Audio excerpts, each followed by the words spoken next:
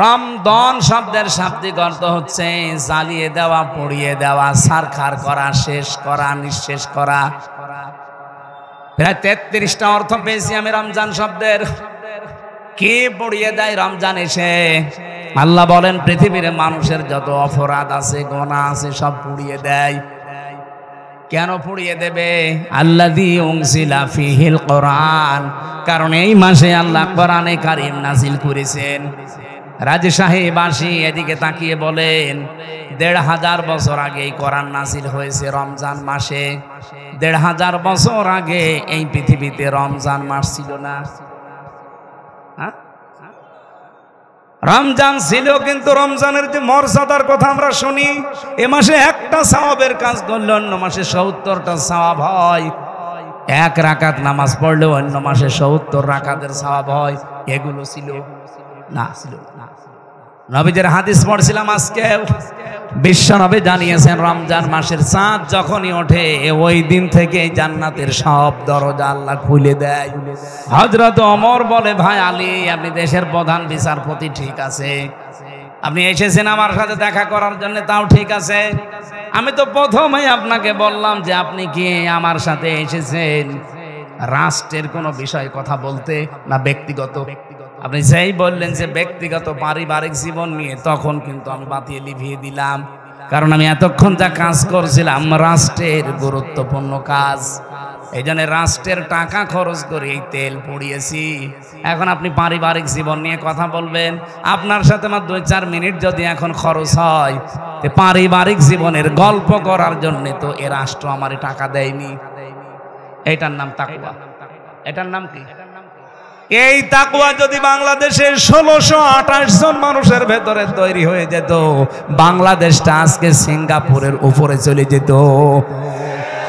কোনো অভাব নেই এই দেশে, অভাব শুধু মানুষের তাকওয়ার। এই কথা বলেন না কেন? দরবেশের মতো মানুষ এত বড় দাড়ি নিয়ে ৩৬,০০০ কোটি টাকা চুরি করেছে, এর তাকওয়া আছে? এই জন্য তাকওয়া অর্জন করার জন্য যেহেতু রমজান এসেছে, আমি একটা উদাহরণ যা দিলাম, এইরকম গুলো যদি আমরা সেট করতে পারতাম, বাংলাদেশের প্রত্যেকটা দিক আর বিভাগে একটা দিক আর বিভাগ দুর্নীতি যুক্ত হতো না, সব দুর্নীতি মুক্ত হতো। চ্যানেলটি সাবস্ক্রাইব করে আমাদের সঙ্গেই থাকুন। فقد قال الله تعالى في كلامه المجيد وبرهانه التوحيد: أعوذ بالله من الشيطان الرجيم. بسم الله الرحمن الرحيم. الحج أشهر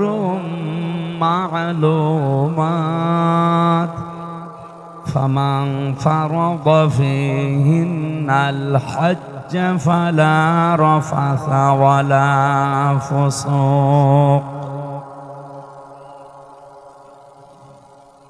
ولا جدال في الحج وما تفعلوا من خير يعلمه الله وتزودوا فإن خير الزاد التقوى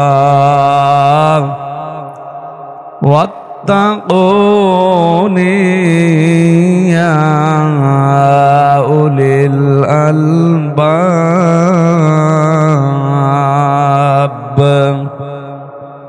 صدقت يا ربنا. اللهم صل على سيدنا مولانا محمد وعلى آل سيدنا مولانا محمد صلى الله عليه وسلم. الحمد لله. রাজশাহী জেলার দুর্গাপুর থানার অন্তর্গত দাউকান্দি গ্রাম ও পার্শ্ববর্তী বিভিন্ন গ্রাম কর্তৃক আয়োজিত দ্বিতীয় বাৎসরিক তাফসীরুল কোরআন মাহফিলের স্বনামধন্য সভাপতি আলহাজ মসির উদ্দিন মন্ডল, সহ সভাপতি আলহাজ আব্দুল সালাম আব্দুল সামাদ দামাদ বারকাতুহুমুল আলিয়া, প্রধান অতিথি জনাব মোহাম্মদ আবু সাইদ চাঁদ। ওই সেই হাসিনাকে গালি দেওয়া উনি নাই, ভালোই করিস, সাহস আছে। বিশেষ অতিথিবৃন্দ, বিশেষ করে অধ্যাপক আবুল কালাম আজাদ, গোলাম সাকলাইন, জনাব নুরুজ্জামান লিটন, জবায়েদ হোসেন সহ অন্যান্য অতিথিবৃন্দ যারা আলোচনা রাখলেন, সম্মানিত ওলামা ইকরাম, হোসাইন মাহফুজ, মাওলানা রাশিদুল ইসলাম, হাফেজ মাওলানা বাবুল হুসাইন, ওনারা আছে এখানে। সামনে বসা মুসলমান ভাইরা, পর্দার আড়ালের সম্মানিতা মা এবং বোনেরা, প্রশাসনের ভাইরা, প্রাণ প্রিয় রাজশাহীবাসী, দল মত জাতি বর্ণ ধর্ম নির্বিশেষে আজকের এই অনুষ্ঠান। রমজান শুধুমাত্র মুসলমানদের, কোরআনে কারীম শুধুমাত্র মুসলমানদের জন্য নয়, এটা মানুষের জন্য। কি রোজা রাখতে হলে ইমান ছাড়া রোজা হবে? কথা বলেন না কেন? মান সামা রমাদানা ঈমানান ওয়া ইহতিসাবান গফিরা লাহু মা তাকদ্দামা মিন যামবি। নবীজি বলেন, যে ব্যক্তি রমজান মাসে ঈমানের সাথে এবং ইহতিসাব মানে হিসাব নিকাশ করে করে, এই দুইটা শর্ত মেনে যারা রোজা রাখতে পারে, গফিরা লাহু মা তাকদ্দামা মিন যামবিহি, তার পেছনের যত অপরাধ ছিল সব আল্লাহ মাফ করে দেয়। আর আমরা এটা জানি, যাদের অপরাধ মাফ হয়ে যায়, এই যে পুলিশ যারা বসে আছে, এনাদের এখানে থানা আছে না? এই এলাকায় যারা ক্রিমিনাল, যারা অপরাধী, দেখবেন ওনাদের থানায় একটা চার্ট টাঙানো আছে যে এই এই লোক এলাকায় অপরাধী। ওদেরকে যদি ধরতে পারে জামায় আদর করে নিয়ে যাবে না, পিটাবে, যদি যেতে না চায় ধাক্কা দেবে, হাঁকাবে, বিভিন্ন কায়দা আছে ওনাদের। এখন এই যে পুলিশের এই ধাক্কা, হাঁকানো, পিটানো, ওখানে নিয়ে যাওয়ার পরে যদি উনি জামিন পেয়ে যায়, থানায় ওনার নামটা লেখা আছে, ওইটা কি ওনারা কেটে দেবে? না। যদি আবার অপরাধ করে আর একবার লেখা হবে, আবার অপরাধ করলে আবার লিখবে। আল্লাহ তাআলা বলেন, আমার নিয়মটা আলাদা। আমার বান্দা বান্দিরা ভুল করে, অপরাধ করে, যদি একবার তাওবা করে জীবনের মতো ফিরে আসতে পারে, ওর অপরাধীর খাতায় আমি আর নামটা রাখি না, পুরাটা ডিলিট করে দিয়ে যত অপরাধ ছিল ওই জায়গাটা নেকি দিয়ে পাল্টিয়ে দিই। জবান খুলে বলেন আলহামদুলিল্লাহ। এই সুযোগ আল্লাহ সবাইকে দেয়নি, যারা তাওবা করে তাদের জন্য। এই জন্য ইস্তেগফার আর তাওবা এই দুইটা কিন্তু এক জিনিস না। আপনি ইস্তেগফার সব সময় পড়েন, আস্তাগফিরুল্লাহ আস্তাগফিরুল্লাহ পড়ে, গুনাহ মাফ হবে। কিন্তু তাওবা করলে শুধু গুনাহ মাফ হয় না, ইল্লা মান তাবা ওয়া আমানা ওয়া আমিলা আমালান সালিহা ফাউলাইকা ইউবাদদিলুল্লাহু সাজ্জিআতিহিম হাসানাত। সূরা তাওবার এটা ৭০ নম্বর আয়াতে আছে। আল্লাহ তাআলা বলেন যে মানুষগুলো তাওবা করে ভালো হওয়ার নিয়ত করে যে আমি ভালো হয়ে যাব, এই নিয়ত আমাদের এই রমজানে নেই। কথা বলেন না কেন? 11 মাস যারা মেয়ে লোক দেখলে তাকায়, এই মাসে আর তাকাবে না। ঠিক, মানে এটাই ঠিক হওয়া লাগবে। বহু মানুষ এই মেসেজ দেয় এখানে, বলো হুজুর প্রথম প্রথম বিয়ের পরে 1-1.5 বছর 2 বছর ভালো লাগতো, এখনো ছাতা আর ভালো লাগে না। এক জিনিস আর কতদিন? আরে শয়তান, এক জিনিস আর কতদিন মানে? আপনি যদি এই কথা বলেন যে এক জিনিস আর কতদিন, তা আপনার বউ তো বলবে যে ও এক ছাতা আর কতদিন। তাহলে দুইজনই পাল্টাপাল্টি করি না, এটা একটা রোগ। এটা কি বলেন তো? এই রোগ আছে যার যার হাত তোলেন তো। না, এখানে নেই আলহামদুলিল্লাহ। তাহলে আমার মোবাইলে যে মেসেজ আসে ফেরেশতারা দেয়, নিজের বউ দেখলে আর ভালো লাগতে চায় না, আকর্ষণ হয় না। অন্যেরটা দেখলেই কেমন যেন মনে হয় যে আল্লাহর নিয়ামত। এটা একটা রোগ। কি বলেন তো? এই রোগ মুক্ত হওয়ার জন্য দুইটা ঔষধ আছে, একটা হোমিওপ্যাথি আর একটা অ্যালোপ্যাথি। হ্যাঁ, এই রোগে হোমিওপ্যাথি অ্যালোপ্যাথি গাছড়া দিয়ে হবে না। এখানে আল্লাহ রাব্বুল আলামিন দুইটা ঔষধ দিয়েছেন। যারা এখানে এরকম রোগে রোগী আছেন, আজকে থেকে ঔষধ খাওয়া লাগবে। যেহেতু রমজান মাস, কোরআনে কারীম নাযিল হয়েছে, আর কোরআন সব রোগের ঔষধ। বলেন বলেন, শিফাউল লিমা ফিস সুদূর। মানুষের অন্তরে যত রোগ আছে সব কোরআন ভালো বানাতে পারে, সে ক্ষমতা কোরআনের আছে না? আছে। 2 নম্বরে, আনুনাজ্জিলু মিনাল কোরআনি মা হুয়া শিফাউ ওয়া রাহমাতুল লিল মুমিনিন ওয়া লা ইয়াজিদুজ জালিমিনা ইল্লা খাসারা। সূরা বানী ইসরাঈলের 82 নম্বর আয়াতে আল্লাহ বলেন, এ কোরআন নাযিল করার ধারাবাহিকতায় এমন এমন বিধান আমি আল্লাহ দিয়েছি যেটা মুমিনদের জন্য রোগ মুক্তির কারণ। এমন কোন রোগ নেই পৃথিবীতে, শারীরিক এবং মানসিক সব রোগের ঔষধ এখানে আছে। আল্লাহ পাক বলেন, أقل للمؤمنين يغضوا من أبصارهم ويحفظوا فروجهم ذلك أزكى لهم إلى آخر آية।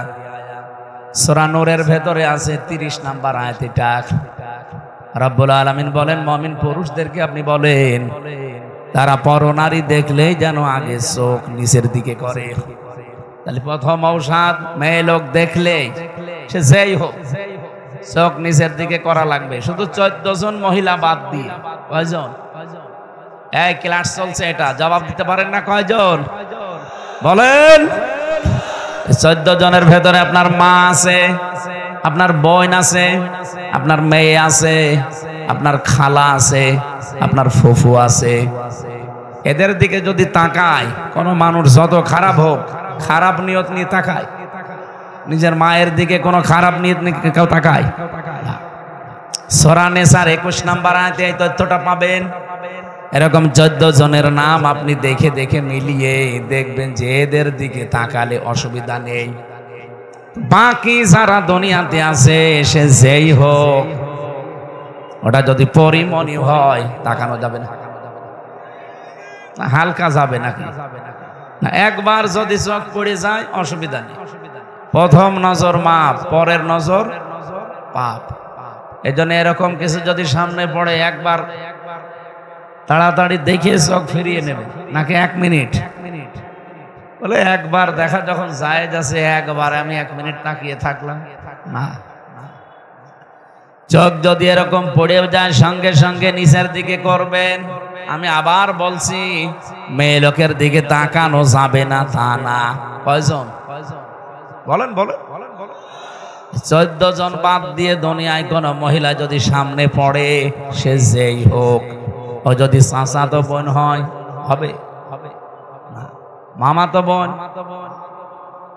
অনেকে মনে করে ভাবি তো মায়ের মতো, এ আর কি, অসুবিধা নেই।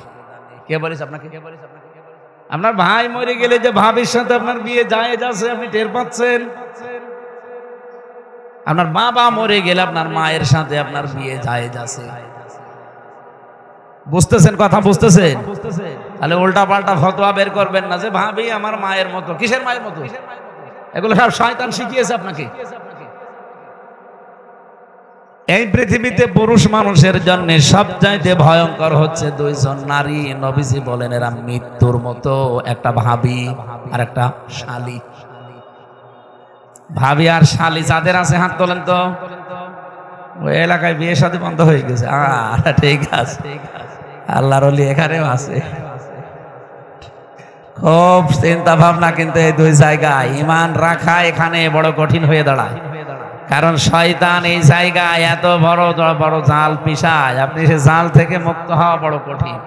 নেক্সট সুরতে শয়তান এখানে এসে ধোকা দেয় যে শালী ছোট বোনের মতো।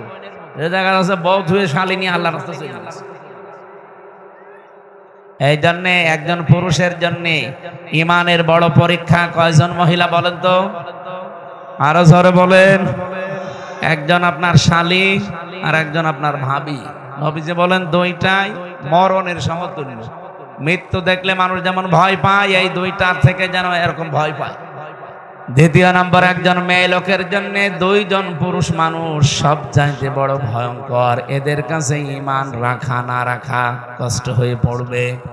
আল্লাহর নবী এই দুইজন পুরুষকেও মৃত্যু সমতুল্য ঘোষণা দিয়েছেন। একজন দেবর, নাম কি?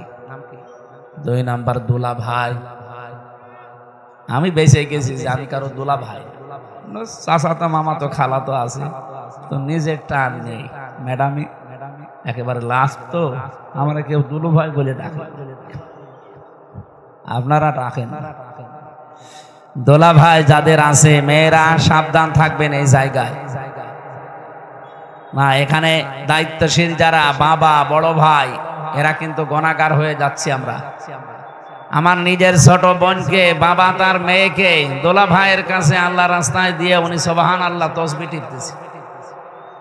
অসময়ে মসজিদে বসে বসে সুবহানাল্লাহ পড়ছে। কি দাদা আপনি অসময়ে মসজিদে সুবহানাল্লাহ পড়েন মানে? এখন কি সময় মসজিদে আসার? না, বাড়িতে তো থাকা যাচ্ছে না। ওই মেজো মেয়ের দেবর এসেছে, আমার ছোট মেয়ে নিয়ে যাই আর কি ফাজলামি চলছে, বাড়িতে আর থাকতে পারলাম না, এই জন্য মসজিদে এসে সুবহানাল্লাহ পড়ছি। ওর সুবহানাল্লাহ মাথার উপরে উঠবে?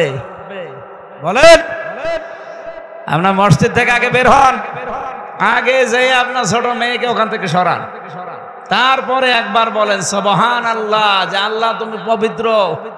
আল্লাহ যেমন পবিত্র, আল্লাহর বিধানও পবিত্র না? কথা বলেন না কেন? তো এখানে যে বিধানটা ছিল আল্লাহর, এই বিধানের নাম কি? পর্দা। নাম কি? এই যে শালীর সাথে দোলা ভাইয়ের এখানে পর্দা ছিল না, এই বিধানটা আপনি নষ্ট করে মসজিদে সুবহানাল্লাহ পড়ছেন, জীবনও হবে না সুবহানাল্লাহ। কারণ আল্লাহ পবিত্র, তার বিধানও আপনাকে পবিত্র রাখা লাগবে, পরিবারকে, সমাজকে, রাষ্ট্রকে। আর আমরা এটাই চাই। আপনি এইটাকে যদি কেউ রাজনীতি মনে করে, এই যে চাঁপাইনবাবগঞ্জের হারুন আর হারুনের বউ দুইজন মিলে এই আগস্টের 5 তারিখের পর থেকে আরম্ভ করিস, যে দেশের আলেমরা, ধর্ম ব্যবসায়ী, এরা রাজনীতি করে, এমনকি একটা দলের নাম ধরে বিষোদ্গার করে। এগুলোর মাথা খারাপ হয়ে গেছে। কারণ বাংলাদেশে আন্তর্জাতিক যে জরিপগুলো এখন মাসে মাসে প্রকাশ পায়, আর কিছু মানুষের মাথা খারাপ হয়ে যায়। আপনি টের পাচ্ছেন দেশের অবস্থা এখন? খ্রিস্টানরা রিপোর্ট পাঠিয়েছে, আমরা বানাইনি ভাই। খ্রিস্টানরা তো আমাদের এমনি দেখতে পারে না, তারা আন্তর্জাতিক ভাবে 257টা দেশের রিপোর্ট বানিয়েছে। আমি 2টা পড়লাম। এটা এই যে কোরআন শরীফ আমার সামনে, আমি বানিয়ে বলছি না, আমি 2টা পড়েছি। 1 নম্বরে এই 257টা দেশ পৃথিবীতে। মাইক্রোসফট নাম শুনেছেন? এটা তো সব মুসলমানরা চালায় নাকি? এরা রিপোর্ট বের করে জানাচ্ছে 257টা দেশে যারা ক্ষমতায় ছিল, এর ভেতরে 10 জন সবচাইতে নিকৃষ্ট মানুষ। তার 1 নম্বরে হাসিনা, 2 নম্বরে বাশার আল আসাদ, 3 নম্বরে নেতানিয়াহু। যাদের নাম বলছি সব তো আল্লাহর ওলি। যাই হোক, আমি কিছু মনে করতাম না, কিন্তু 1 নম্বরে নামটা আমাদের কন্যার। কি কন্যা পেলাম আমরা বলেন? এমন একটা কন্যা পেয়েছি, ওনার নাম পৃথিবীর নিকৃষ্ট মানুষদের তালিকায় 1 নম্বরে। এটাকে আমি বানিয়েছি? বলেন তো, পৃথিবীর মানুষের তৈরি করা তালিকায় যদি উনি একটা হাসি মানুষ, ওনারে কেন 1 নম্বরে দিয়েছে? আয়না ঘরের কারণে। এটা যে মানবতার সাথে কত বড় কৌতুক, আমি নিজে তো টের পেয়েছি 10 দিন। 3 বছর জেলে থেকে আমি এত কষ্ট পাইনি, ওই 10 দিনে যে ঝড় আমার উপর দিয়ে গেছে। আর যারা 8 বছর পড়ে আছে, ব্যারিস্টার আরমানের মতো, আমান আজমির মতো 10 বছর পড়ে আছে, বলেন তো তারা কি অবস্থায় পার করেছে? 8টা বছর, 10টা বছর। নিজে কই জায়গায় একটু দাঁড় করান, আপনি 5 দিন থাকতে পারবেন? এই অবস্থা তৈরি করার পরে তারা তালিকা বের করেছে যে পৃথিবীর নিকৃষ্ট মানুষ এই মেয়েটা। এত কঠিন হতে পারে মানুষের হৃদয়?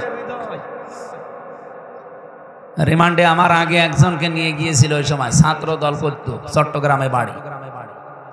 ও ওর পরে আমার সিরিয়াল ছিল যে আমারে নিয়ে আমারে নখগুলো তুলবে। এই যে পুলিশ বসে আছে, এরা এগুলো করবে, এরা না, এদের ভাইরা। এদের বললে তো ঝামেলা, কারণ আমার দোলা ভাইও পুলিশ, ছাতাবাজ, এ দোলাভাইয়ের ঘাড়ে পড়বে। যেন পুলিশ সব দেখলে দোলাভাই মনে হয় না। আমরা এমনি শ্রদ্ধা সম্মান করি এদেরকে, কারণ যেই দুইটা চোখ, একটা আল্লাহর ভয়ে কাঁদে, আর এদের মতো যারা জনগণের জান মাল ইজ্জত আবরু পাহারা দেয়, এই দুইটা চোখ আল্লাহ জাহান্নামে দেবে না। এই জন্য আপনারা যারা প্রশাসনে আছেন, এই চাকরিটা শুধু চাকরি না, এটা একটা ইবাদত। মনে করবেন মহান পেশায় আছি, এই পৃথিবীর শ্রেষ্ঠ পেশা এই প্রশাসনের পেশা। কারণ নবীজি তাদের নাম ধরেই বলেছে, এদেরকে আল্লাহ পাক কোনোদিন জাহান্নামে এই চোখ এক জায়গায় জ্বালাবেন না। সুবহানাল্লাহ বলতে পারেন না?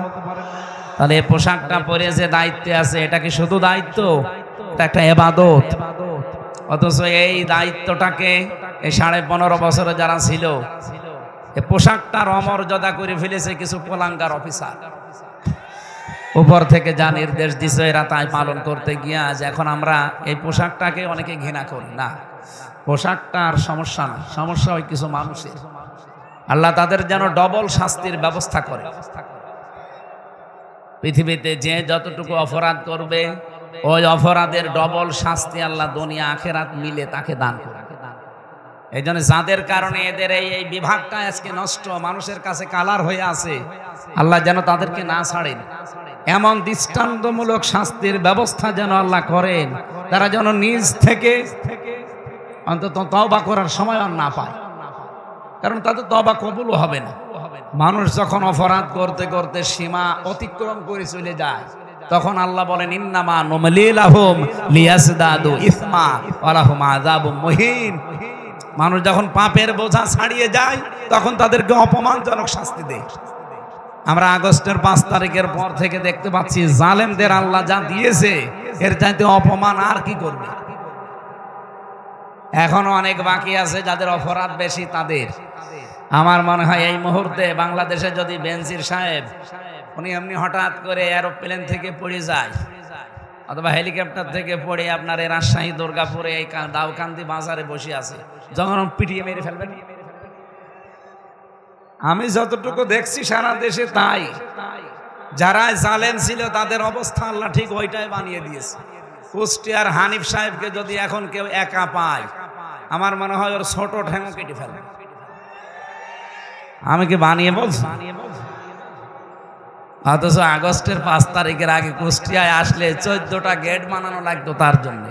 এখন গেট না, ওর বাড়ির এখন পায়খানার প্যানও মানুষ খুলে নিয়ে চলে গেছে। এই যে এর নাম আযাবুম মুহিন। জালেমদেরকে আমি আল্লাহ পাপের শাস্তি এত নিকৃষ্ট দেই যে দুনিয়া কল্পনাও করতে পারে না যে এত নিচে মানুষ নামে কি করে। বলেন তো, বাড়ির পায়খানার প্যান যারা খুলে নিয়ে চলে গেছে, তাদের কি রাগ ছিল তার উপরে। ওরে যদি সামনে পেত, একেবারে টুকরো টুকরো করে ফেলতো না? কিছুই হয়নি। আপনারা 15.5 বছরে যা করেছেন এখনো কিচ্ছু পাননি। অথচ আজকে আদালতে দেখলাম কামাল মজুমদার প্রতিমন্ত্রী ছিল একজন, উনি আজকে তওবা করছে যে জীবনে যদি কোনোদিন বেঁচে থাকি, কোনোদিন আর আওয়ামী লীগ করবো না। তোর বেঁচে থাকার দরকার কি? তোর আওয়ামী লীগ করার আর দরকার কি? এদেশে পরিচয় আর দিতে পারবে মানুষ না, সে মুখ আপনাদের আর নেই। 100 বছরে অন্তত এই দেশে যারা আমরা জীবিত আছি, 100 বছরে এই ফ্যাসিস্ট যারা, সন্ত্রাসী যারা, মানুষের নামে যারা জঙ্গি মামলা দিত বানিয়ে বানিয়ে, আমি বাস্তবতা বলছি ভাই, এটা যে সব জঙ্গি মামলা বানানো নাটক ছিল তার প্রমাণ এই 7 মাস। আপনি নিজের পক্ষ থেকে বলেন তো, এই 7 মাসে একটা জঙ্গি ধরা পড়েছে? কথা বলেন না কেন? হাসিনা থাকলে 7 মাসে 1000 আলেম জঙ্গি মামলায় চলে যেত। কিচ্ছু জানে না একজন মানুষ ঘুমিয়ে আছে ঘরে, ধরে নিয়ে যে 2-3 মাস মাটির নিচে রাখবে, চুল দাড়ি গোপ বড় বড় হয়ে যাবে, নকমক, তখন তুলে বলবে এই যে জঙ্গি ধরা পড়েছে। কিচ্ছু না, জঙ্গি বাংলাদেশে নেই। জঙ্গি যদি থাকে, যারা পালিয়েছে তারা ছিল জঙ্গি। জঙ্গি শব্দটা শুনলে আমরা অনেকে মনে করি ওরে বাবা কি ভয়ঙ্কর, আসলেও তো ভয়ঙ্কর জিনিস। আমি এই জেলে থাকা অবস্থায় একটা মানুষকে শুধু এই আসল জঙ্গি মামলায় পেয়েছিলাম, তাছাড়া বাকিগুলো যা সব আমার মতো নিরপরাধ। আমারে দিয়েছে আনসারুল্লাহ বাংলা টিমের সারা বাংলাদেশের প্রধান, অথচ ছাতা কি আমি জানি। আমারে যদি তাও একটু হালকা পাতলা বলতো যে জামাত ইসলাম করে, তাও তো একটু হালকা সত্য হইতো। আর আমারে দিয়েছে আনসারুল্লাহ বাংলা টিমের সারা বাংলাদেশের প্রধান, আমি তো কিছু জানি না ওই বিষয়ে। আমাকে মেরে ফেললেও তো কিছু পাবেন না। রিমান্ডে 10 দিন একাধারে শুধু এই প্রশ্নই করি, বলেন কে কে কোথায় আছে। আরে ভাই আমি তো চিনি না কাউ, কি বলবো আমি? আর আমি আন্দাজে একজনের নাম বলে তারা বিপদে ফেলবো।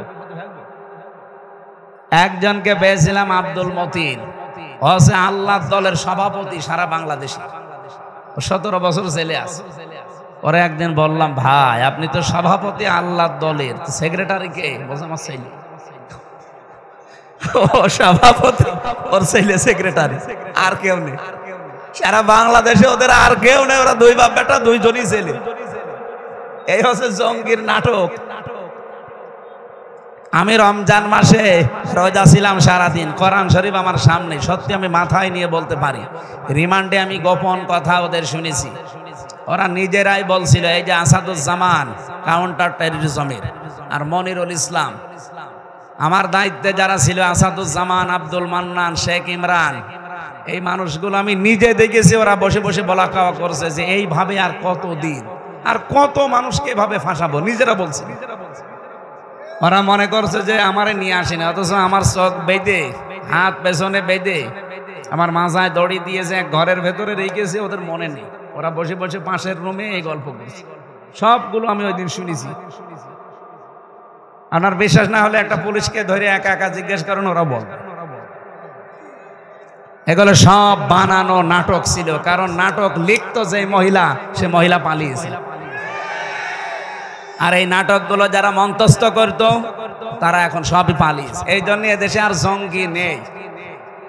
কি এরপরও দাদা মোদি কয়েকদিন আগে গিয়েছিল ট্রাম্পের কাছে যে আমাদের দেশে জঙ্গি আছে, এই মিথ্যা সিদ্ধা বানিয়ে তার কাছে শোনাবে।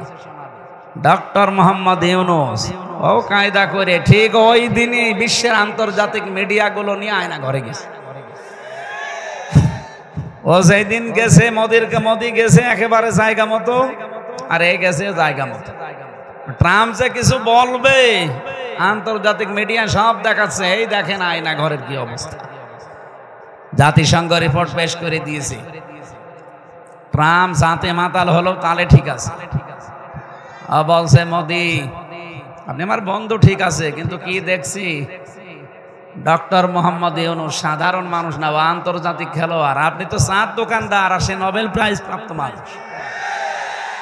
মোদি চার দোকানদার ছিল, এটা মিথ্যা কথা। হ্যাঁ, কোথায় চায়ের দোকানদার আর কোথায় নোবেল বিজয়ী? দুইজনের ব্রেন কিয়ামত পর্যন্ত এক হবে? ওদের ব্রেন শুধু মিথ্যা কথা বলা, কারণ গরুর মদ খায় তো। হ্যাঁ, সত্য যেটা সেটা বলছি, ওরা গরুর মদ খায় না, এই জন্য ওদের ব্রেনের ভেতরে শুধু মিথ্যা কথা। আন্তর্জাতিক রিপোর্ট বের হচ্ছে, পৃথিবীতে 257টা দেশ সবচাইতে বেশি মিথ্যা তথ্য ছড়ায় ভারত। আমি ভারত বিদ্বেষী না, ভারতে আমার হাজারো মুসলমান, অনেক হিন্দু ভাইরা আছে, কিন্তু উগ্র যারা এই মোদি দাদার মুরিদ, এদেরকে তো মেনে নেওয়া সম্ভব না। এই মানুষগুলো নাকি মাটির নিচে, এরা এখন মন্দির খোঁজে, তাও যেখানে সেখানে না, যেখানে মসজিদ সেই জায়গায় নাকি 500 বছর আগে মন্দির ছিল। পিটিয়ে সোজা করা দরকার শয়তানগুলো। পৃথিবীর মানুষেরা মাটির নিচে পায় তেল, গ্যাস, সোনা, রূপা, আর শয়তানরা শুধু মন্দির পায়। মিথ্যা কথা বানিয়ে বলার জন্য গেছে, আর একেবারে মুখের উপরে মনে হচ্ছে বাড়া ভাতে লবণ দিচ্ছে, খা। বলেছে যে মোদি এটা তোমার ব্যাপার আর হাসিনার ব্যাপার, এ বিষয়ে আমাকে কথা বলবা না। আমি বলবো কি, ইউনূস কি খেলা খেলেছে দেখেছো? আমি এখন মুখ খুললে সারা বিশ্ব থেকে আমার উপরে চাপ আসবে। বাস্তবতা এইটাই। আমি যে কথা বলছিলাম, এই যে আয়না ঘরের এই বিষয়টা, এই মানুষগুলো এত কঠিন আচরণ করত। আমার আগে যে ছাত্র দলের যে ভাইকে নিয়ে গেল, ওর নখগুলো তোলার সময় আমাকে এসে চিৎকার করে করে কাঁদছিল আর বলছিল, ভাই আমার এরকম চেয়ারে বসিয়ে দিয়েছিল, দিয়ে চেয়ারের ওপরে হাত বাঁধা পা বাঁধা ক্লিপ দিয়ে আটক করে দেয়, গলার সাথে বেল্ট লাগানো, কালো কাপড় দিয়ে তো মুখটা বাঁধা, আর নড়াচড়া করার ক্ষমতা আছে আপনার? এই অবস্থা।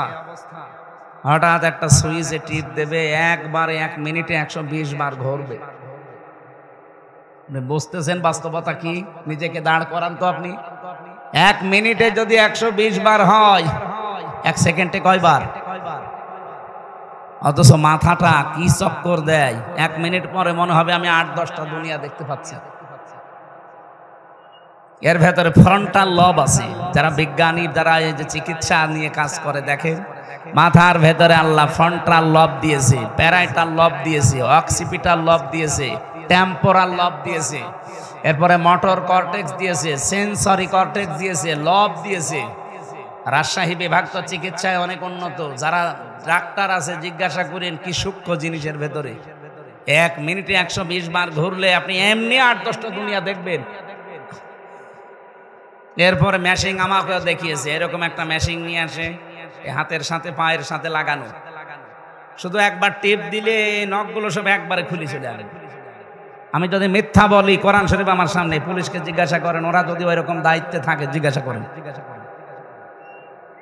একবারে নখ খুলে চলে আসে। সব নখ খুলে চলে আসলে তো ফিনকে দিয়ে রক্ত বের হয়, তখন লবণ ছিটিয়ে দেয়। আমি নিজে এগুলো ফেস করে এসেছি, আমার বলতেই ভয় লাগে, অথচ এগুলো পার করে আসলাম। মানুষ 5 দিন 10 দিন এভাবে থাকতে পারে, কল্পনায় আসে। 8 বছর কাটিয়েছে একটা মানুষ, 10 বছর কাটিয়েছে। আমি 10 দিনে হাফ পাগল হয়ে গিয়েছিলাম, আর সে লোকটা 10 বছর 8 বছর কাটিয়েছে। আপনি ভাবতে পারেন মানুষ কত নিচে নেমেছে। এই জন্য আন্তর্জাতিকভাবে পৃথিবীতে 1 নাম্বার নিকৃষ্ট মানুষের তালিকায় নাম এসেছে মহিলার। 2 নম্বরে নাম পেয়েছি বাশার আল আসাদ, কয়েকদিন আগে পালিয়েছে। 3 নম্বরে নেতানিয়াহু, এটা হাজার হাজার লক্ষ লক্ষ মুসলমানদেরকে বিনা কারণে তাদের বাড়ি ঘর থেকে উৎখাত করছে, দুনিয়া থেকে বিদায় করছে। এটা 1 নাম্বার রিপোর্ট। 2য় নাম্বার রিপোর্ট পেয়েছি 257টা রাষ্ট্রের ভেতরে বাংলাদেশ দিয়ে তার একটা রিপোর্ট দিয়েছে। ভাই এগুলো পড়বেন। আমি দেখেছি এই রিপোর্টে আগস্টের 5 তারিখের আগে মাত্র 100 জনের 15 জন মানুষ চাইতো যে দেশে ইসলাম কায়েম হোক। কতজন? 100 জনে মাত্র 15 জন। তার ভেতরে হয়তো এই ভাই একজন হবে। হ্যাঁ, আমি সত্যি কথা বলছি। 100 জনের মাত্র 15 জন, তার ভেতরে এই ভাইয়ের মতো হয়তো সারা বাংলাদেশ মিলে একজন। হিসাব করেন। অথচ যে ফেব্রুয়ারির 28 তারিখের রিপোর্ট আবার শেষ হয়েছে, মার্চের 1 তারিখ আবার বের হয়েছে। এই রিপোর্টে দেখা যাচ্ছে 100 জনের 66 জন মানুষ এখন চাচ্ছে বাংলাদেশে ইসলাম কায়েম। মাত্র 7 মাসও হয়নি, এখনো 2 দিন বাকি আছে। কি আজকে 3 তারিখ না? 7 মাস হতে এখনো কয়দিন? এখনো 2 দিন। 7 মাসও হয়নি, 15 থেকে 66 জন চলে এসেছে। আপনি আর 6 মাস যেতে দেন, এদেশের 100 জনের 100 জন মানুষ বলবে যে আমরা এই দেশে কোরআনের বিধান চাই। এটা অনেকে বুঝে ফেলেছি, তো এই জন্য বলে কোরআনের মাহফিলে এসে রাজনীতি করে, এটা ধর্ম ব্যবসা। আরে শয়তান, তুমি যে দুর্নীতি করে টিন চুরি করে ধরা পড়ো। কে? শুল্ক মুক্ত গাড়ি সরকারের, সেটা বিক্রি করে দিয়ে উনি জেলে যায়। সরকারি ট্রানের টিন বিক্রি করে চুরি করে জেলে যায়। দলের জন্য, মানবতার জন্য, আল্লাহর জন্য, ইসলামের জন্য একদিনও জেল খেটেছে হারুন না, 2 বার জেলে গেছে, 2 বারই তার নিজের ব্যক্তিগত গুনার কারণে। ট্রানের টিন চুরি করে বেঁচে দেয় যে লোকটা, সরকারি গাড়ি বেঁচে দেয়, শুল্ক মুক্ত গাড়ি। আপনি কেন এগুলো করবেন? আপনার মুখে কোনোদিন একামতে দিনের কর্মীদের বিরুদ্ধে সমালোচনা মানায়? কোরআনের মাহফিলে এসে রাজনীতি করা লাগবে না, অর্থনীতি করা লাগবে, যেটা আলেম ছাড়া তারা বুঝবে। আপনার বলে দেওয়ার দরকার কি? আপনার পেটে বম মারলে আপনি একটা আয়াত শুদ্ধ করে বলতে পারবেন? যারা বলে কোরআনের সাথে রাজনীতির সম্পর্ক নেই, আমি ওপেন চ্যালেঞ্জ দিচ্ছি। আমার ছোট্ট মাথার ভেতরে 918 জায়গায় আমি পেয়েছি কোরআন দিয়ে এই দুনিয়ায় রাজনীতি করা লাগবে। যাদের মাথা এরকম বড় বড় তারা তো আরো বেশি পাবে।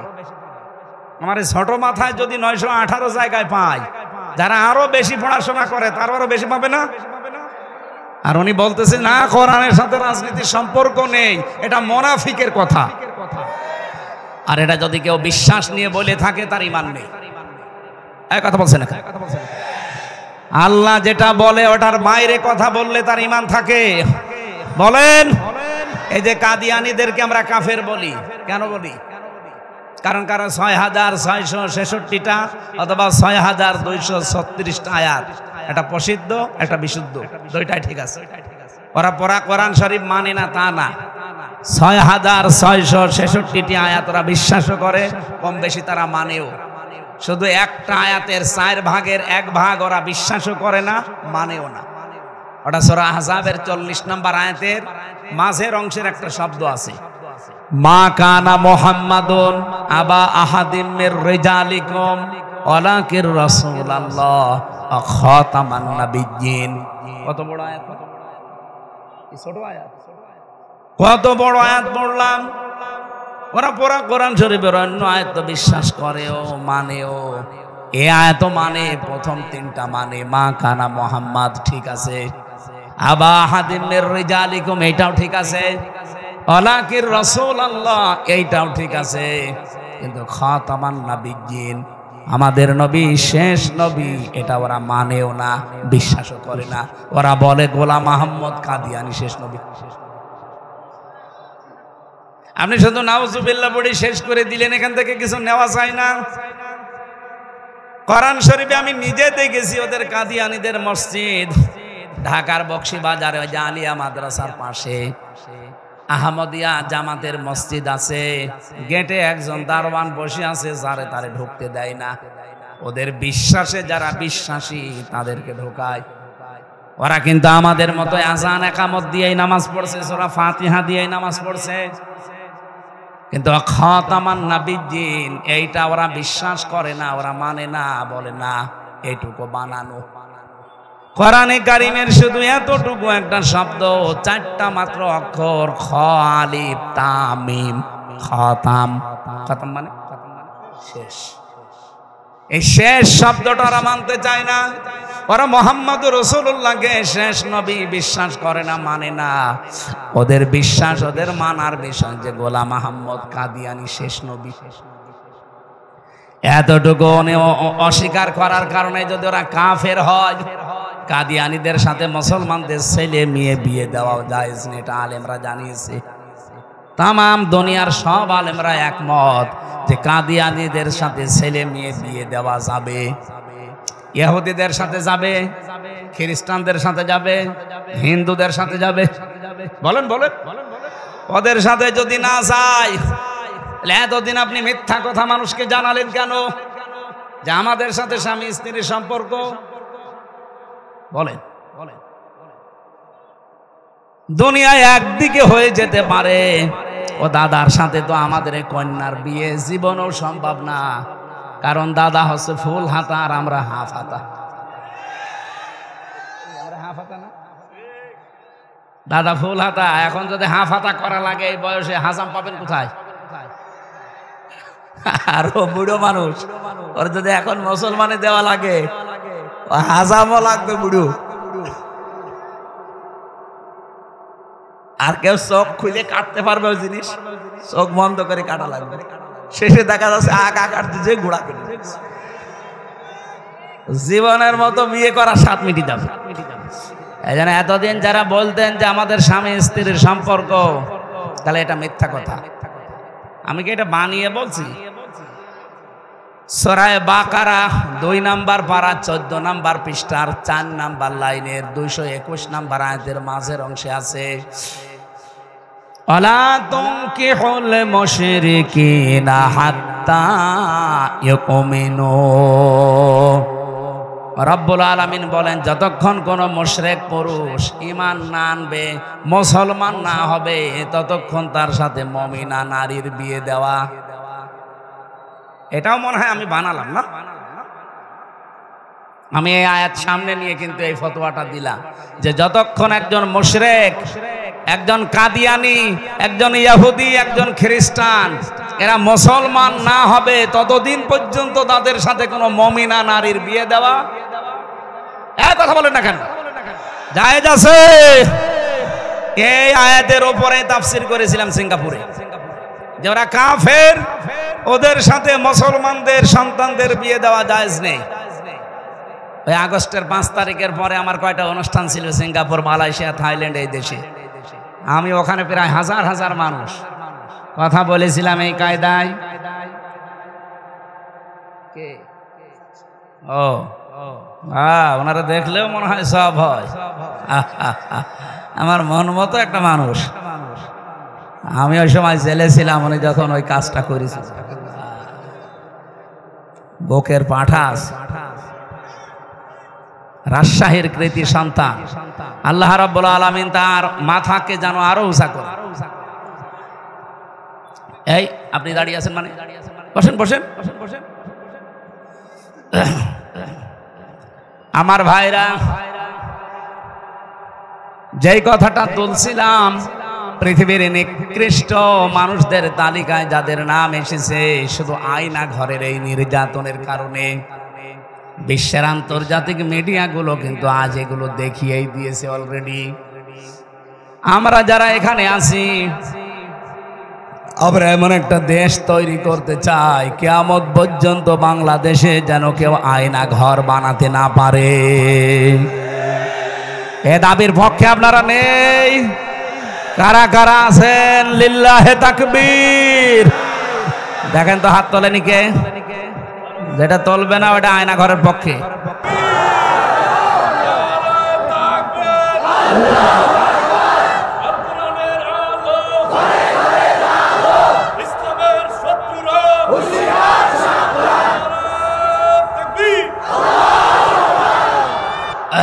আলহামদুলিল্লাহ ভাই, রমজান মাস তো এখনো 2টা কাজ সামনে বাকি, সেহরি খাওয়া, তাহাজ্জুদ পড়া।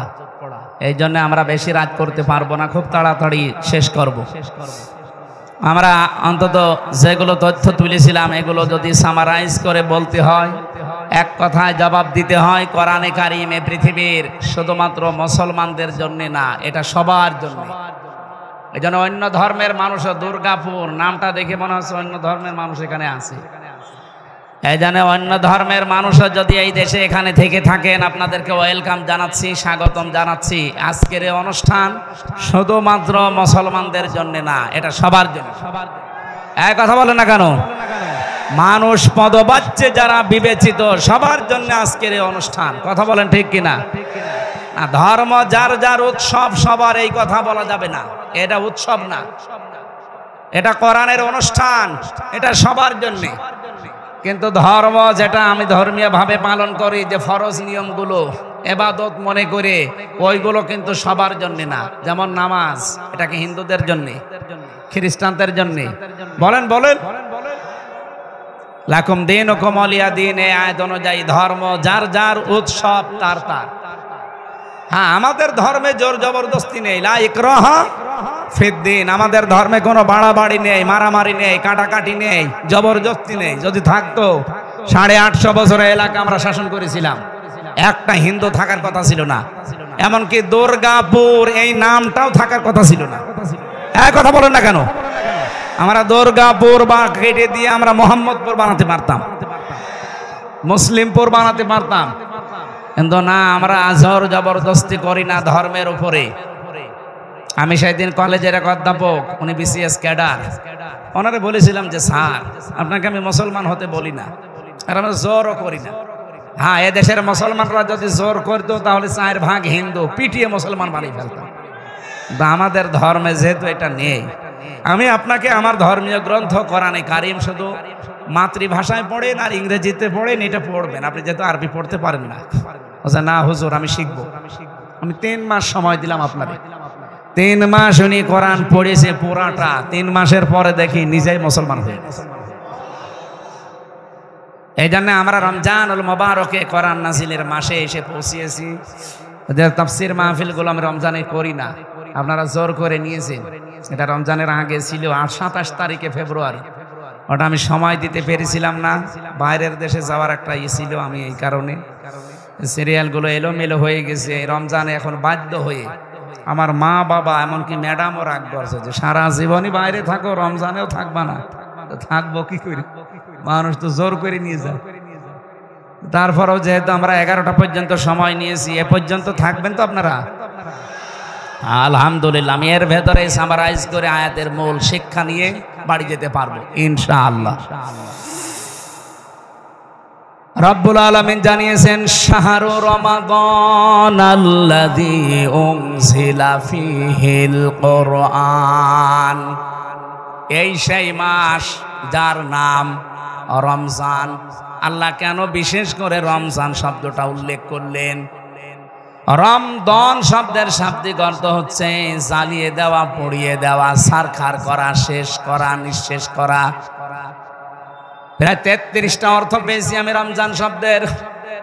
কি পুড়িয়ে দেয় রমজান এসে? আল্লাহ বলেন পৃথিবীর মানুষের যত অপরাধ আছে, গুনাহ আছে, সব পুড়িয়ে দেয়। কেন পুড়িয়ে দেবে? আল্লাযী উনজিলা ফীহিল কুরআন, কারণ এই মাসে আল্লাহ কোরআনে কারীম নাযিল করেছেন। রাজী সাহেব আসি এদিকে তাকিয়ে বলেন 1500 বছর আগে এই কোরআন নাযিল হয়েছে রমজান মাসে। 1500 বছর আগে এই পৃথিবীতে রমজান মাস ছিল না। রমজান ছিল, কিন্তু রমজানের যে মর্যাদার কথা আমরা শুনি, এ মাসে একটা সওয়াবের কাজ করলে অন্য মাসে 70টা সওয়াব হয়। 1 রাকাত নামাজ পড়লে অন্য মাসে 70 রাকাতের সওয়াব হয়। এগুলো ছিল না, ছিল না। নবীদের হাদিস পড়ছিলাম আজকে, বিশ্ব নবী জানিয়েছেন রমজান মাসের চাঁদ যখনই ওঠে ওই দিন থেকে জান্নাতের সব দরজা আল্লাহ খুলে দেয়।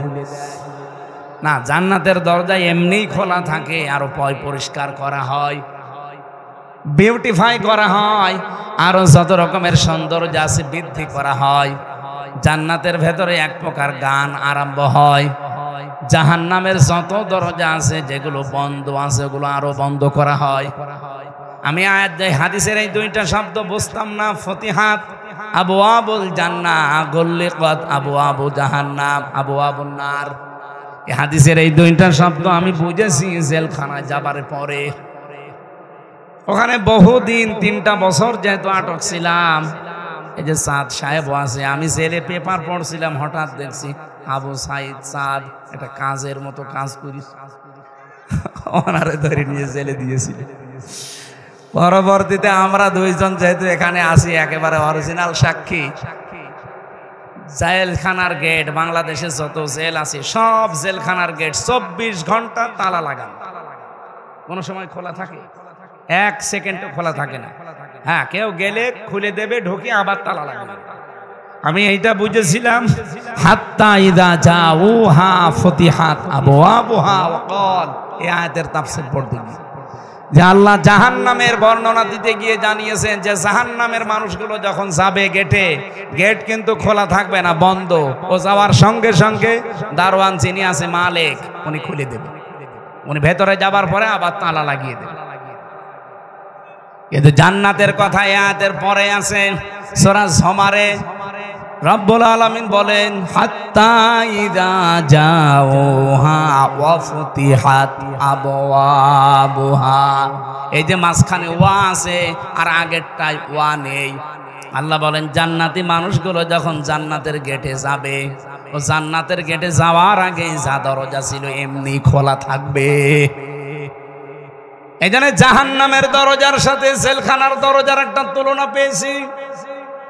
জাহান্নামের দরজাগুলো সব বন্ধ আছে, ওগুলো আরো শক্ত করে তালা লাগানো হয়। জান্নাতের দরজা খোলা আছে, আরো উন্মুক্ত করে দেওয়া হয়। সুলসিলাতিশ শায়াতিন, আর শয়তান যত আছে সব শয়তানকে শৃঙ্খলিত করা হয়, বেঁধে রাখা হয়। আমার মাঝে মাঝে প্রশ্ন আসে, আল্লাহ শয়তান যদি নবীর হাদিস অনুযায়ী সব বাধায় থাকে, রমজান মাসেও মানুষ শয়তানি করে না? গতকালকেও তো ডাকাতি হয়েছে শুনলাম। ডাকাতি হওয়া কি ভালো কাজ না শয়তানি কাজ? এটা করল কে? না, শয়তান বাধা আছে ঠিক।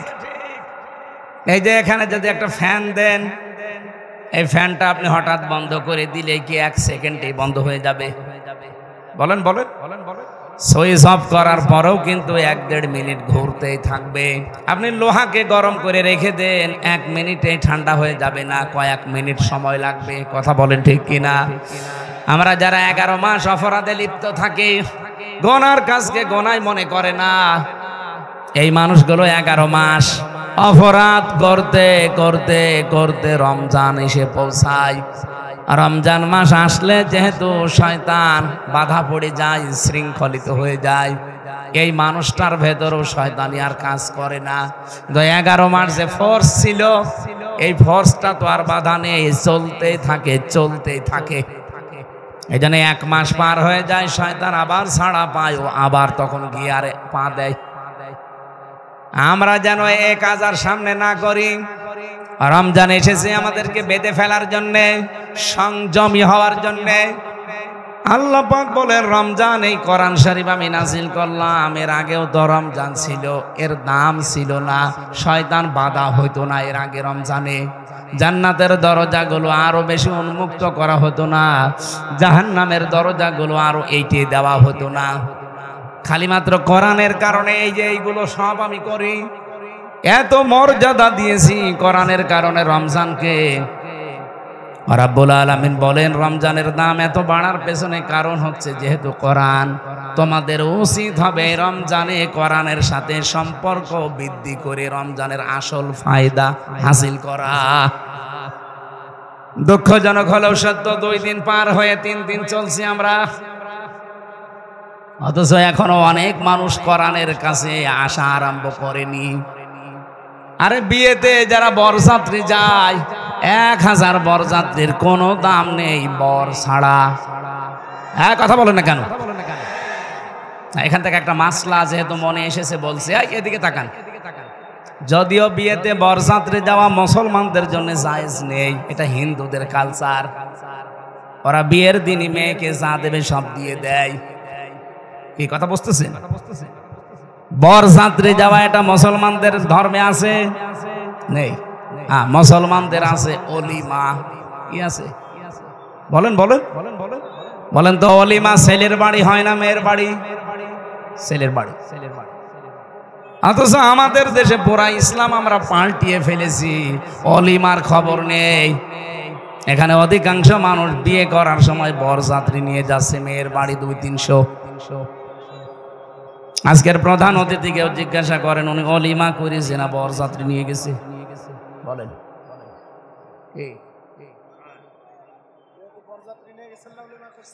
বিয়েতে যে বরযাত্রী নিয়েছেন না অলিমা করেছেন? দেখেন, মনেও ইসলাম মানে নাই। প্রধান অতিথি যদি না মানে না, প্রধান বক্তাও মানে নাই, কারণ আমিও 10 জন নিয়ে গিয়েছিলাম। আমি ওই সময় এটা জানতাম না।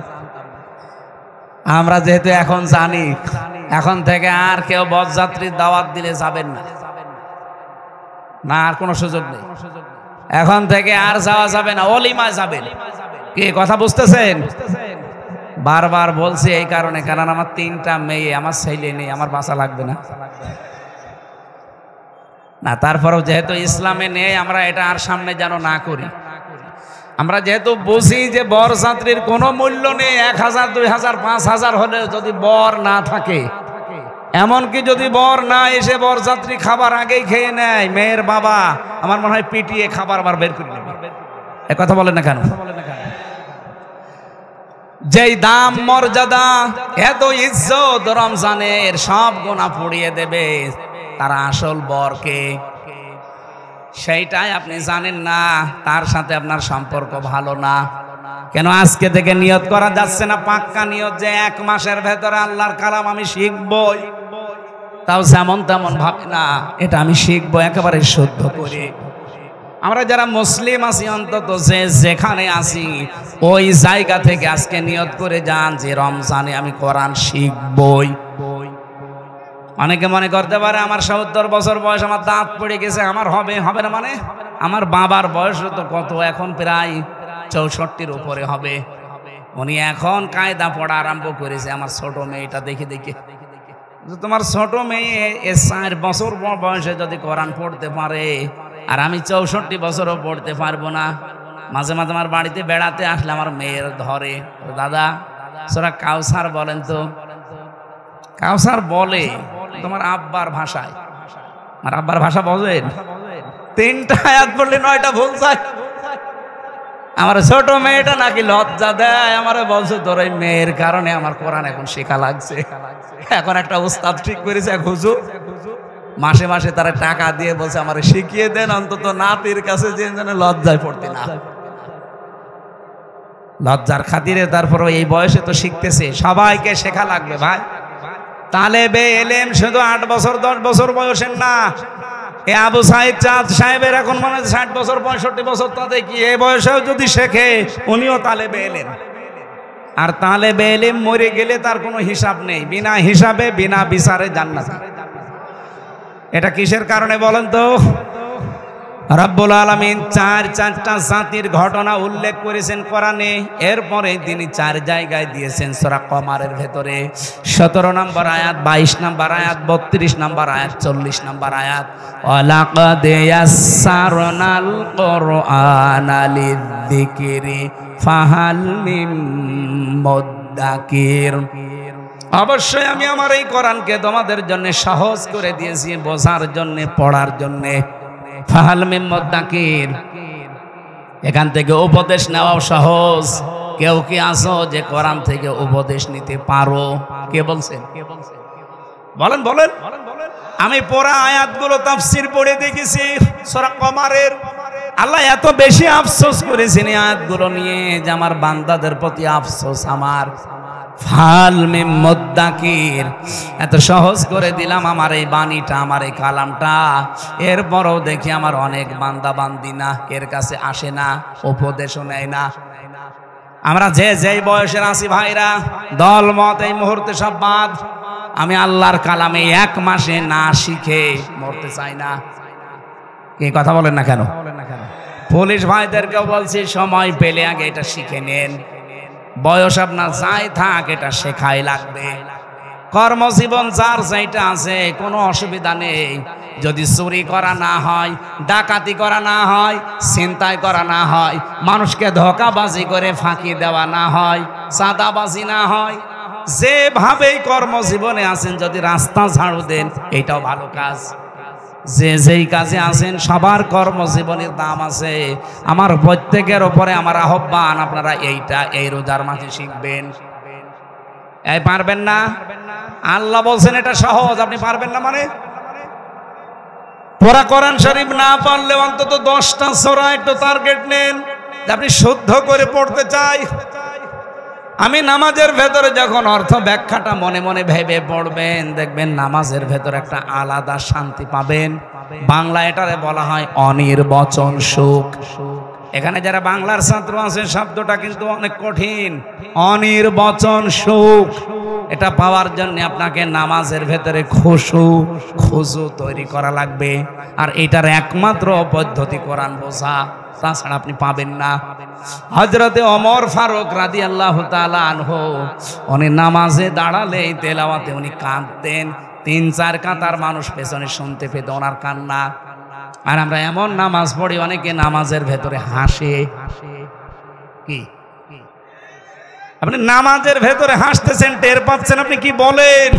হ্যাঁ, টের পান না, এই জন্য আপনার হাসি আসে। হযরত ওমর এত জোরে কন্দন করতেন নামাজে তেলাওয়াত করতে করতে, 3-4 কাতার মানুষ শুনতে পেত কাঁদতেছে। যখন পড়তেন জাহান্নামের আযাবের আয়াতগুলো, এমনি চোখ দিয়ে তার পানি চলে আসতো। আমরা ওই সিস্টেমে এগিয়ে যাই। এই পৃথিবীতে আমার যতটুকু ধারণা, কোরআন বুঝলে, পড়লে আর মেনে নিলে মানুষ এমনি অন্যায় ছেড়ে দেবে। আমার ভাইরা, রমজান মাসের যতগুলো উপকার আমি তাফসীরের ভেতরে পড়েছি এবং বিজ্ঞানের সাথে মিলিয়ে, তার ভেতরে একটা বলছি। এই এদিকে তাকান। এই 2017 সালে জাপানের এক বিজ্ঞানী, চিকিৎসা বিজ্ঞানী, উনি এই তথ্যটা দিয়েছে। উনি নোবেল পুরস্কার পেয়েছে। ইউশোনারি ওসামি এই লোকটার নাম। এই সাতাদের নাম তো উলট পালট উচ্চারণ করতে মুখ বাঁকা হয়ে যায়। এই ইউশোনারি ওসামি, উনি 3.5 হাত বডি নিয়ে চিন্তা ভাবনা করে এই তথ্যটা বের করেছে। এই জন্য ওনাকে নোবেলও দিয়েছে। উনি বলছে শরীরের ভেতরে প্রায় 2 কোটি কোষ আছে। অটোফেজির নাম শোনেননি? এই 2 কোটি কোষ, এগুলো শরীরকে সুস্থ রাখার জন্য খুব দরকার। কিন্তু আমরা যে 11-12 মাস একাধারে খাবার খেতেই থাকি, এই একাধারে যারা খাবার খায় এই কোষগুলো তখন পাশে একটা একটা করে বৃদ্ধি হতে থাকে।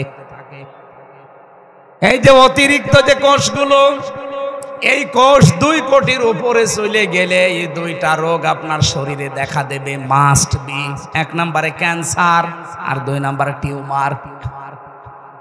এই 2টা আপনার শরীরে দেখা দেবে যদি একাধারে খাবার খেতে থাকেন। চিন্তা করলেন যে এই কোষ মুক্ত করার জন্য কি করা যায় দেখি। 13টা বছর একাধারে গবেষণা করে উনি পেয়েছেন যদি কেউ 1 মাস একাধারে 12 থেকে 14 ঘন্টা না খেয়ে থাকতে পারে দিনের বেলায়, তখন ওর যে ন্যাচারাল ভাবে যে কোষগুলো তৈরি হয়ে আছে ওই কোষগুলো খাবার পায় না, তখন আস্তে আস্তে আশপাশে যা আছে খেতে আরম্ভ করে। ওই বৃদ্ধি হওয়া অতিরিক্ত কোষগুলো তখন খেয়ে খেয়ে 1 মাসের ভেতরে পুরাটা সাবাড় করে ফেলে।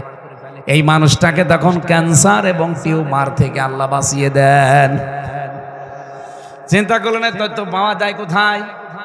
4,500 ধর্মগ্রন্থ আছে দুনিয়ায়। কত? 4,500। অধিকাংশগুলো উনি মিলিয়ে দেখলেন যে কোনো তথ্য পাওয়া যায় কিনা ধর্মীয় গ্রন্থে।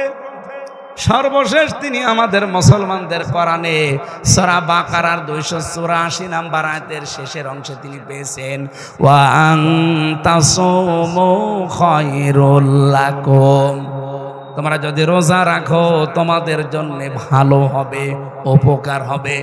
এই যে খায়রুল লাকুমের ব্যাখ্যায় আমি পেয়েছি আল্লাহ 27টা বিধান এখানে দিয়েছেন উপকারের জন্য। কেউ যদি রোজা রাখে দুনিয়াতে তার কমপক্ষে 27টা উপকার হয়, আর আখেরাতে হয় 9টা। সুবহানাল্লাহ বলতে পারেন না?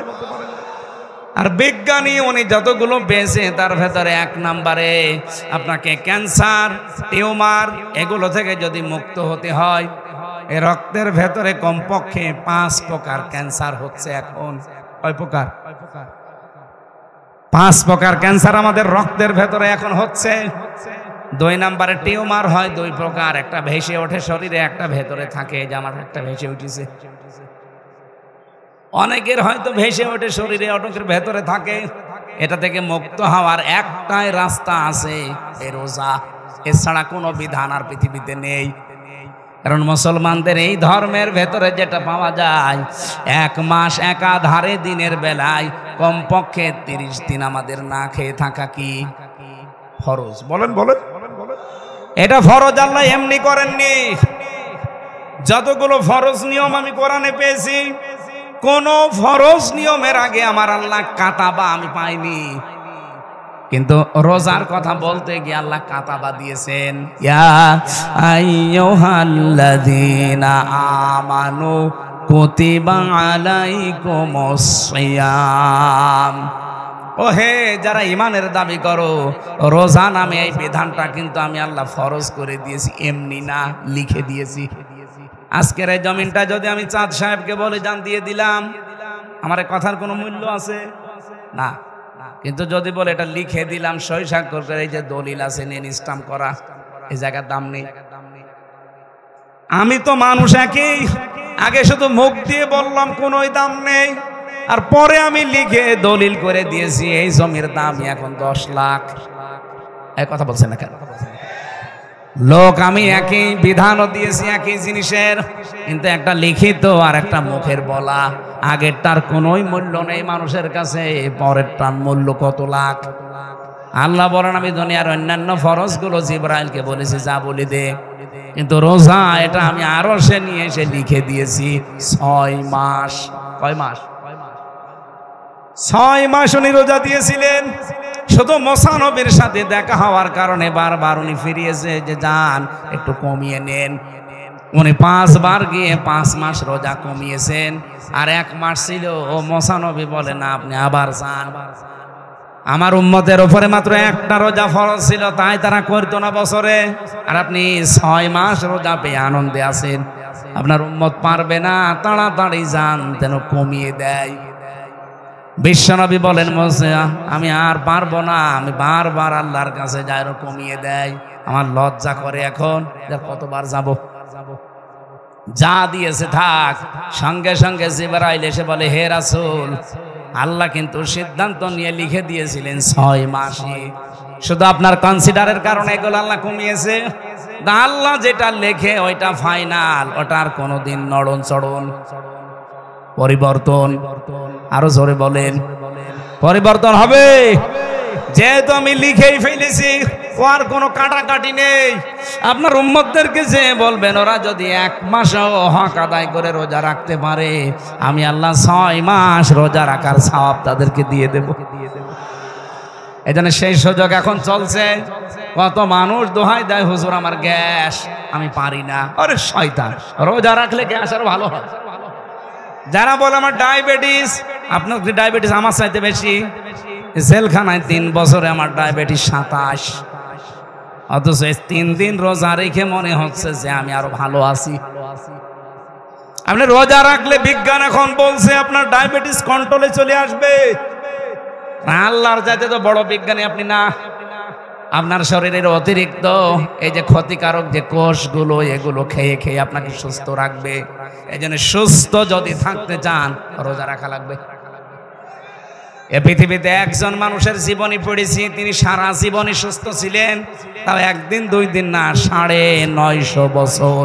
হযরত নূহ আলাইহিস সালাম, তার পুরা জীবন পড়ে তাফসিরে আমি দেখেছি, তিনি সারা জীবনই রোজা রেখেছেন, এই জন্য তিনি সুস্থ ছিলেন। সুবহানাল্লাহ বলতে পারেন না?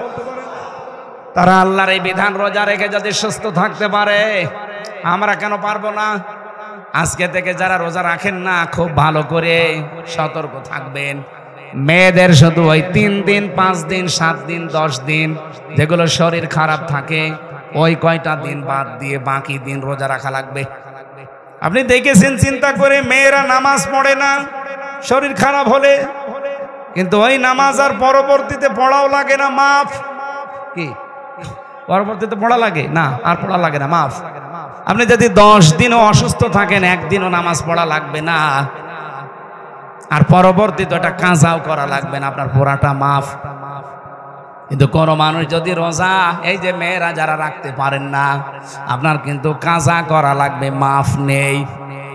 যে 3টা রোজা 5টা রোজা শরীর খারাপের কারণে রাখতে পারেন নাই, বাকি 11 মাস মিলে এই 5টা রোজা করা লাগবে, বাধ্যতা, না করলে আপনার গুনাহ হবে।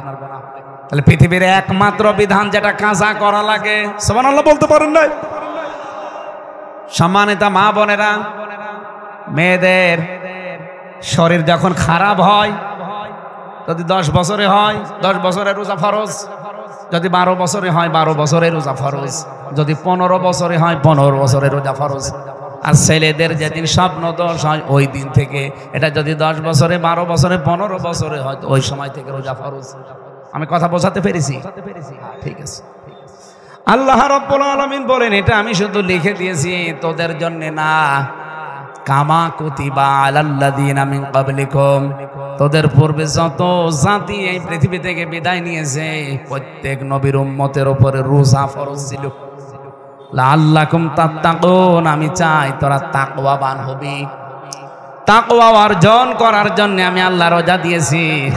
তাকওয়া কাকে বলে? বাংলাদেশের মানুষ বিশেষ করে আমরা একটু ভুল বুঝি, মনে করি বিশাল জব্বা গায়ে দিয়ে, পাগড়ি একটা মাথায় দিয়ে শুধু হো হো তাকওয়া হয়ে গেছে। না, তাকওয়া প্রতিটি জায়গায় আপনাকে সেট করা লাগবে। এই এদিকে তাকান। খলিফাতুল মুসলিমিন হযরত ওমর রাদিয়াল্লাহু তাআলা আনহু, তিনি রাষ্ট্রের কিছু কাজ করছিলেন, হিসাব করবেন, একটা লম্প জ্বালিয়ে, বাতি জ্বালিয়ে। হঠাৎ রাতের বেলা প্রধান বিচারপতি উনি হযরতে আলী দেখা করতে আসলেন। হযরত ওমর বললেন, ভাই আলী, আপনি দেশের প্রধান বিচারপতি, রাষ্ট্রের কোনো কাজের কথা বলতে এসেছেন নাকি? বলছেন, না, আমার পারিবারিক একটা বিষয় আপনাকে আমি একটু শেয়ার করতে চাই। আপনি যেহেতু দেশের দায়িত্বে আছেন, আপনি আমাদের অভিভাবক, এই জন্য আমার পারিবারিক একটা বিষয় একটা সলভ করতে এসেছি আপনার কাছে। হযরত ওমর সঙ্গে সঙ্গে যে বাতিটা জ্বলছিল উনি ফু দিয়ে লিভিয়ে দিলেন। হযরত আলী বলেন, কি? আমি প্রধান বিচারপতি, আমি এসেছি আপনার কাছে একটা মাসলা নেওয়ার জন্য পারিবারিক জীবনের। আর আপনি আমারে দেখে আরো বাতি জ্বালাবেন কি, আরো বাতি লিভিয়ে দিলেন আমার মুখের সামনে। আমি একটু অপমানিত হলাম।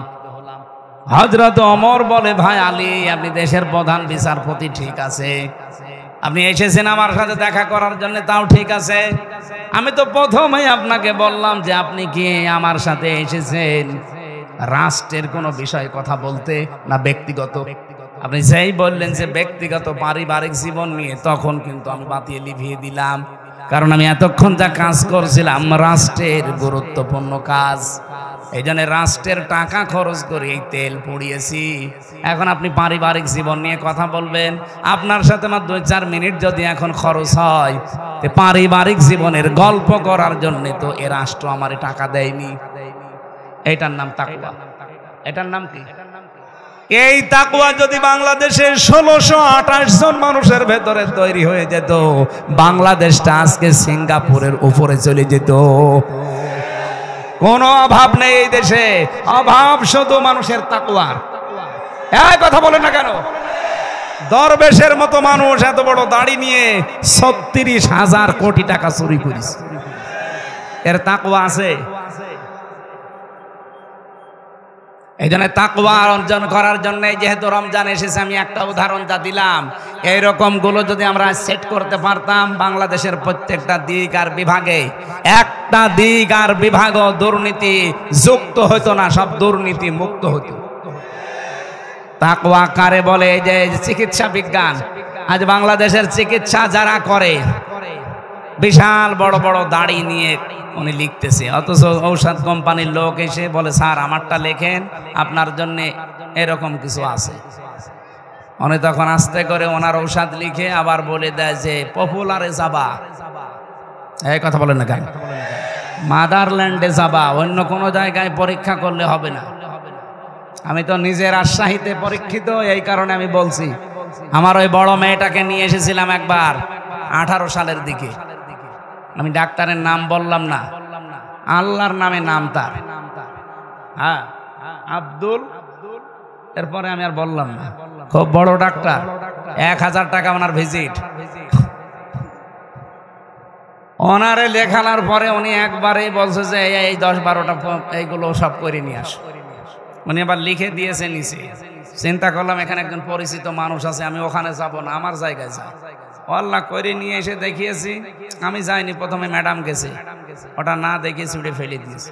এখানে করতে বললাম, সেখানে না করে কেন? আপনার দরকার কি? আপনার রিপোর্ট ঠিক থাকলে সমস্যা কেন? পরবর্তীতে যেখানে গিয়েছিলাম, ভাই এরকম সমস্যা করছে, এরপরে রাজশাহীর ডাক্তার ফাতেমা সিদ্দিকা আছে না, আপারে বললাম যে এরকম, বলছে যে আমি জানি, ওদের সাথে সব লাইন লাইন লাইন করা আছে। আপনার দাড়ি যত বড় হোক ভাই, আপনি 5 ওয়াক্ত না, তাহাজ্জুদ মিলে আরো 6 ওয়াক্ত নামাজ পড়েন, জীবনেও কোনো ইবাদত বন্দেগী আপনার কবুল হবে না, কারণ আপনার ভেতরে তাকওয়া নেই। এই কথা বলেন না কেন? এটা কি শুধু চিকিৎসা বিভাগে? প্রত্যেকটা বিভাগে। পুলিশদের ভেতরে এটা নেই না? সবাই না ভাই, পুলিশদের ভেতরে আমি আল্লাহর ওলি পেয়েছি। আমি যে পুলিশকে, যে ওসি সাহেবকে পড়াতাম কুষ্টিয়ায়, প্রথমে আমার সামনে 10 লাখ টাকা এসেছিল ঘুষ। ওই হিরোইন ধরা পড়েছে 1 কোটি টাকার, ও এসে তখন আমি আবার ঘুষের আয়াতি পড়াচ্ছিলাম, লা তাকুলু আমওয়ালাকুম বাইনাকুম বিল বাতিল, যে ঘুষ খাওয়া যাবে না। উনি এসে বলছে, স্যার এটা রাখেন হাদিয়াটা, আর আমার ওই জিনিসটা একটু ছেড়ে দিন। আমার দিকে তাকিয়ে বলছে, হুজুর নেবেন মানে আপনার পড়ালাম কি? আর ওই দিনই ঘুষের আয়াত পড়েছে। বলছে যে তো ঘুষ না, এটা হাদিয়া। হাদিয়া আপনারা সরকার দেয় না? বলেন তো, এরকম হাদিয়া যদি ওনার মাসে 5টা আসে, আর বেতন নেওয়া লাগবে? ওই সময় দেখলাম, এই দেখে কোরআন শরীফ পড়াচ্ছিলাম, ওই সময় দেখলাম গরম দিলে, ওই বেটা আমি কোরআন শরীফ পড়ছি আর তুমি ওই জিনিস নিয়ে এসেছি, তাড়িয়ে দিলে। ওই সময় পরে নিয়েছ কিনা আমি জানি না, নিলেও নিতে পারে। কিন্তু এইরকম আল্লাহর ওলি 5টা যদি এরকম হাদিয়া পায় মাসে, ওর বেতনের কয় টাকা হয়? এই জন্য সব বিভাগে তাকওয়া দরকার। কি বলেন তো?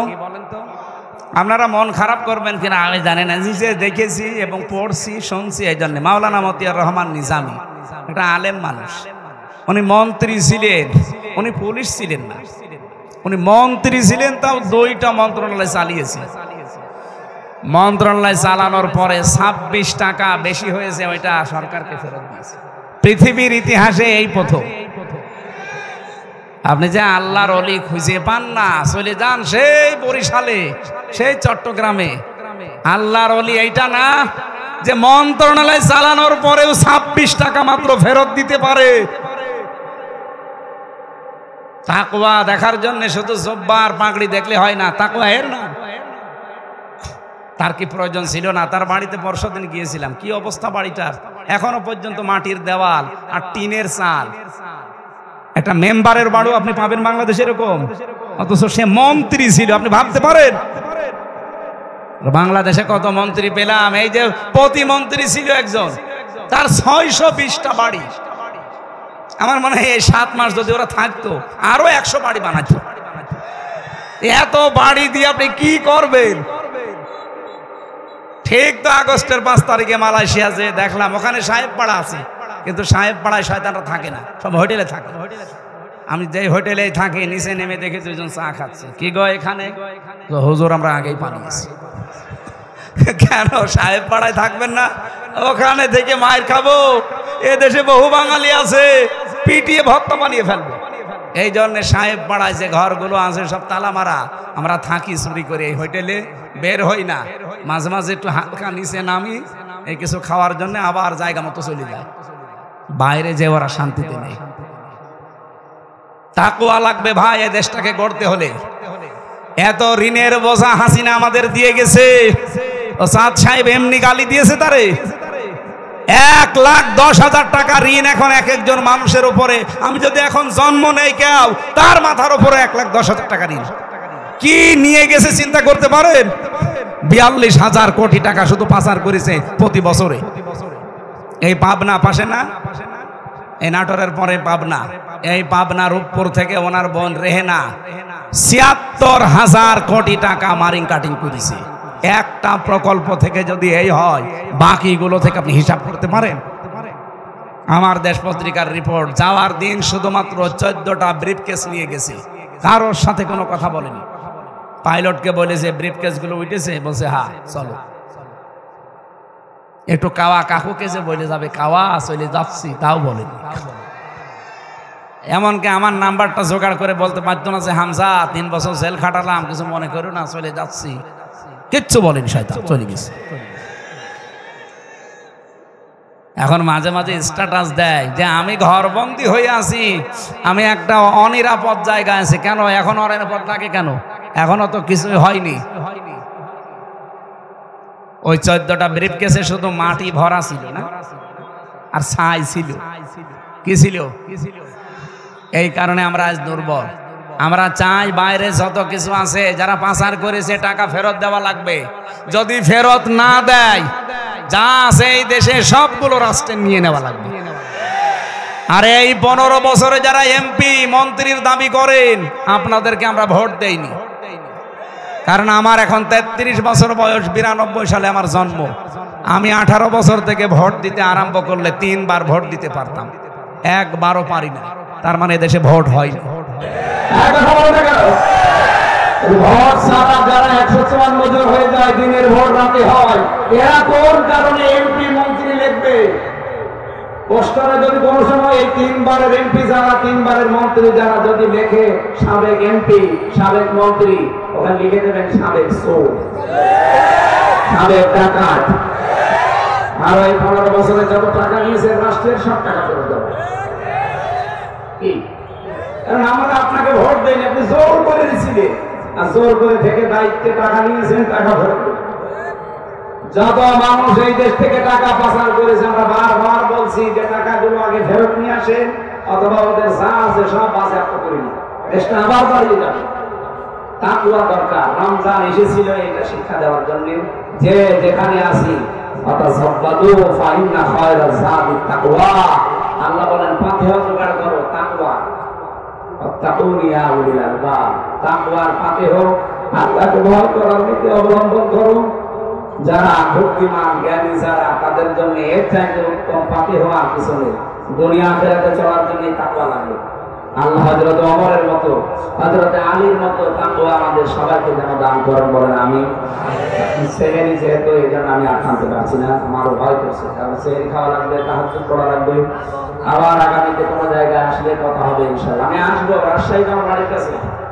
আপনারা এতদিন আমরা আসতে দেন, এবার এসে মাইক কেড়ে দিন। আসেন, মাইক কেড়ে নেন, আমি আপনাকে মাইক ছেড়ে দিচ্ছি। আজকের প্রধান অতিথির কাছে অনুমতি নিয়ে আমি যেহেতু সামনে 2টা কাজ বললাম, তাহাজ্জুদ নামাজ আছে, সেহরি আছে, আমরা আল্লাহুম্মা আমিন। লা ইলাহা ইল্লা আনতা সুবহানাকা ইন্নী কুনতু মিনাজ জালিমিন। রব্বুল আলামিন, রমজানে সারা দিন রোজা রাখা অবস্থায় ছিলাম, এখন আমাদের ঘুমের সময় সব বাদ দিয়ে তোমার কোরআন শুনতে এসেছিলাম। আমরা এখন কোরআনের উপরে কথা বলতাম, কিন্তু সামনে আমাদের তাহাজ্জুদের নামাজ, সেহরির সময়, এজন্য আমরা শেষ করে দিলাম। যতটুকু পড়েছি আল্লাহ তুমি আমল করার তৌফিক দাও, সওয়াবগুলো নবীর রওজায় পৌঁছিয়ে দাও।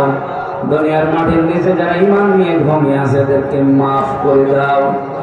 এ মাহফিলের আয়োজন করেছে, কত সুন্দরভাবে সাজিয়েছে তুমি দেখো। আল্লাহ নিজেদের বাড়ি ঘর এত সৌন্দর্য তারা করে না। কোরআনে কারীম প্রচারের জন্য বিশাল আয়োজনে যারা শ্রম দিয়েছে, টাকা দিয়েছে, আল্লাহ সবার অর্থ সম্পদ শ্রম কবুল করে নাও। মাহফিলের বরেণ্য সদস্য যারা যেভাবে কষ্ট স্বীকার করছে, স্বেচ্ছাসেবক ভাই এবং বোনেরা, আল্লাহ প্রত্যেককে যে মা পেটে নিয়েছে মায়ের পেট খাদিজার মতো বানিয়ে দাও। আজকে প্রশাসন এসেছে, আল্লাহ তাআলা পুলিশ ভাইরা যারা দায়িত্ব পালন করছে, আজকে তাদের পুরো দায়িত্ব ইবাদত হিসাবে কবুল করে নাও।